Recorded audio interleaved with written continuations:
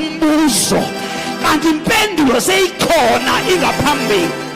Abanye bethu kule mvuselelo uyothi kufika iweekends, ufika amatshe onke bekade evalile uYehova waqengqile.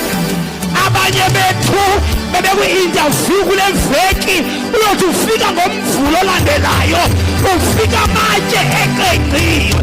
There is a removal of stone. Jehova qengqa, I declare in these next 2 days, qengqa Jehova, qengqa.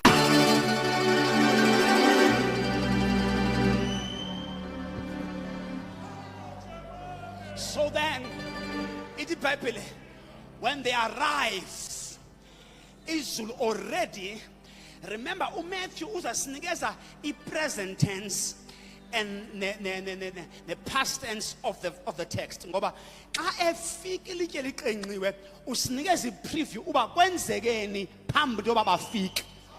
You must understand what Matthew writes on the text. He gives us the present moment, asinikeze a moment before. Ngoba oMary elilitye aliqengqwa in their presence. Maniphinde futhi kwakhona. Amatye la azoqengqa empilweni yakho akazususwa in your presence.